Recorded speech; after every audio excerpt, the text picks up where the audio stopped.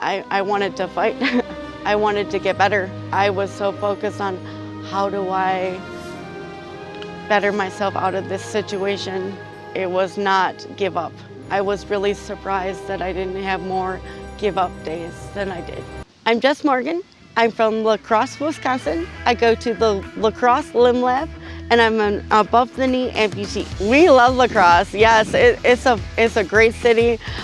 There's a lot of original music here, which was a huge draw for us to get us down here. You can go watch live music 7 days a week in town. I'm a punk girl, I'm a hardcore girl, the heavy music, yeah. But across the board, I like a little bit of everything, for sure. I spend a lot of time with my dog, definitely. I'm with the dog a lot, but I'm also a really artsy, craftsy type of person. I play bass guitar, so I'm starting to play music a little more. My husband plays regular guitar and he needed someone to play with, so I was nearby and available. But I used to play in like high school as well. I was in play bass in like jazz band, so like 20 years ago. For me, it's just a really good outlet for a lot of energies I've got. It allows me to be creative, obviously. Honestly, it reminds me a lot of my grandmother. She taught me a lot of what I do and can do. So it's another outlet to be closer to her as well. She's no longer with us, so. She was incredible. I don't know, she's just a gem, a woman that would tell you how it is. But she had so much grace and so much love to give. She was just an incredible influence and amount of positivity everywhere. She's my best friend, definitely. She was tried and true, always ready for a grandma lecture. What type of lectures did she give you? To stay strong was the one that stuck true, always be myself and to stay strong and take it as long as you can. Do you have any traits she gave to you that you find yourself going, I'm a bit like her? For sure, a little of the opinionation. I definitely drive like her, like a NASCAR driver, for sure. And her knitting, sewing, I got, yeah, all of that, the handsy, artsy things. Actually, I'm a huge hockey fan, and they have locally here the Star Reach Center for disabled persons to come out and try, and they have sled hockey, and I'm actually dying this fall to get out there and try that. I think it would be really cool to push myself. It hasn't been too long in this situation, but to be active in a sport again and to try that would be really, really neat. So before this happened, I was working 3 jobs at once. I was a go-getter. One day I had a pain in my hip while I was waitressing. I got through my shift. Things got so bad I ended up going to the ER. I found out I had a blood clot, and I had a history of clotting issues. So my story is really about my circulatory blood disorder that I've got going on. But that night I was able, like I said, to get into the ER. I had something called blue toe syndrome. One of my toes completely went dark. I had to be rushed into the OR. I had my toes amputated first. I was then a below the knee amputee and now an above the knee amputee. All 3 amputations within just over a year. So it was pretty back to back, it felt like. I definitely had some hard days. But surprisingly, with everything I lost, I really gained a lot through all of that. A lot of perspective in a lot of different ways. My mentality, belief in myself, being surprised by myself. I gained a lot internally. Before this too, I had struggled with mental health, and coming to face something like this, I really wasn't sure. But in the moment when it happened, I wanted to fight. I wanted to get better. I was so focused on how do I better myself out of this situation. It was not give up. I was really surprised that I didn't have more give up days than I did not. For me, things went so quickly I didn't really have time to sit and dwell and be sad. Just figuring it all out was the hardest. What to do every day, how to do every day again. Yeah, figuring things out. I do remember the below the knee was more significant, I guess, than my toes. And I remember waking up and I did a karate kick. I guess my first reaction was humor. I didn't sit there and think, oh my God, it's gone. I laughed about it, and I honestly think that helped my attitude a lot. Not to play it lightly or anything, but laughing about things really helped me. Little jokes and things here and there, you know, hearing someone complain about being on their feet all day, and I don't know, different things like that.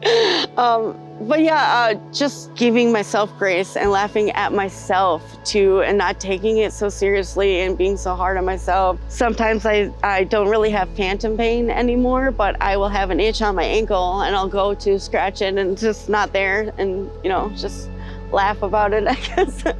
I moved on to lacrosse within the last 2 years here. So within that time, I've met Limb Lab, and I was very excited to find them, to have someone here on my team where I live. So yeah, that's been a recent relationship, but an awesome one. So I think I went in to Limb Lab, having worked previously with a prosthetic team, but I had a manual leg. I was very interested in finding something that would fit a little better to my lifestyle and my goals. And finding Limb Lab really transformed all of that from the get-go. They went to bat for me 100% as an individual, looking at me as one of their patients, not just another number, but to find me a microprocessing knee, a newer piece of equipment that has really helped my life very, very much. But the attention that they gave me as an individual and how much they advocated for my well-being and my specifications was just absolutely amazing. You know, you had to fight for yourself, but to find someone else in this realm who's willing to help you go through the insurance, go through the financial, everything, every aspect of it. You know, give me a call if there's anything you ever need. Just that alone means so much to someone going through this. Yeah, to have someone there to take care of you when you need it is so, so huge. Their entire team is so welcoming, really relaxed vibes, I guess, when you walk in. Their office is really awesome as well, very, very modern as well. I like being a part of what they got going on. I feel like an old friend. It's just the energy that they bring to that building. I mean, it's just a building, but it's what they bring themselves to that, who they are and what they're trying to do for our community. I cried instantly. The moment I could even take the smallest little step, I cried. It was, for me, it felt like a long time coming. It was months of trying to do therapy, trying to get back, even just on crutches without a leg. So to have that in my life again was unreal. I had questioned whether I could get there or not. It was a lot to get through to get to that point. But yeah, it was monumental, having that in my life again. I'm sure it's different for everyone, but for me, at first it felt foreign. It was a lot of work for me to get used to it.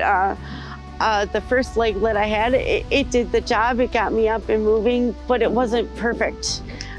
So I think as long as you're willing to go along too and find out the things that will work and won't work, that makes a huge difference as well. But it's hard. It was hard for me. I'm working on my stamina now, but initially just balance, the fear of falling. It was all new to me. I didn't have to deal with that previously. So yeah, it was a lot for me to take on at first, and I'm still trying to iron my way through it. Yeah. Allowing myself to experience this at an easygoing pace as much as I can control helps a lot. For you, maybe somebody lying in a hospital bed right now, you've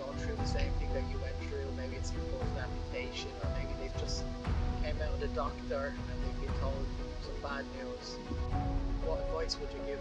Wow. Sure, there's a lot of things I could say. Just hold on. Don't give up. Try to think beyond what is current. Try to hold on to the things that you want. It's not over. Don't think it is, please. Keep looking forward. I'm beyond lucky to have the people that I have in my life. My husband in particular, it's hard to put into words what value that brings to me in my life and this whole journey. My parents, my sister, friends, Lynn Lab, I'm very fortunate to have an incredible team, and that really has pushed me to be more than I ever thought that I could. I love you. Thank you so much. Jan, thank you for everything you've done. Hi. My name is Troy, and I am Jess's husband. We met online. Yeah. She happened to know a couple people from the Twin Cities that played in a band that I had seen and was kind of friends with. And so I started talking to her, hey, how do you know these guys? And then I found out, and you're like, oh, you like that kind of music too? And we just kind of kept talking. So it kind of had a lot to do with musical taste, I guess. Yeah. So you dropped the first DM? I think so, yeah.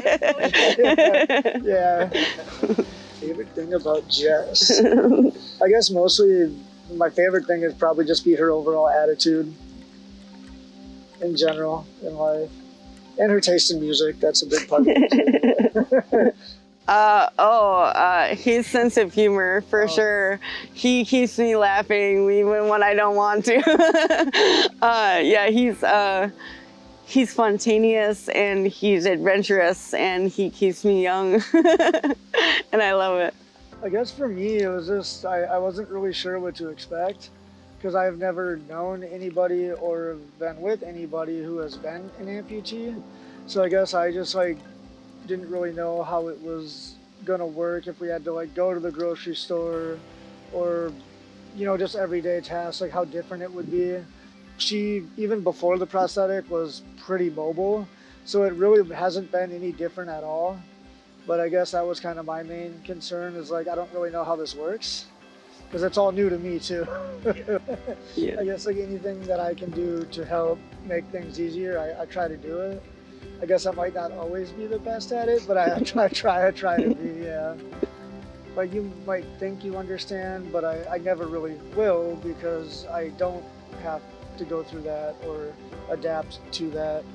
And I guess it would just stay supportive as much as you can, any way you can, and maybe don't let certain things bother you and try to understand that it's a learning curve for everybody. They have to go through things that you don't have any clue about, so just kind of be as supportive as you can, I guess. Watching her, like you said, when we got here, she walked all the way down here, and just the thinking about how it was about a year ago before the prosthetic and stuff, and how, I don't know, she just kind of jumped in and did it and continues to just keep progressing. It's really fun to watch. So tell us about your wedding. It was wonderful. On Lake Superior in Ashland, Wisconsin. So old stomping grounds for me from the north. But it was a beautiful day. We had the lake rolling right behind us. Really intimate, less than 50 people, friends. But it was spectacular to walk down the aisle. That was particularly a good point of the day for me. What was your message? Stop and smell the roses. Enjoy life as much as you can in any ways that you can. Don't stop believing in yourself, even on your worst days. Try to find that hope, try to dig down, try to stay positive, and try to look forward always. Hey, we did it!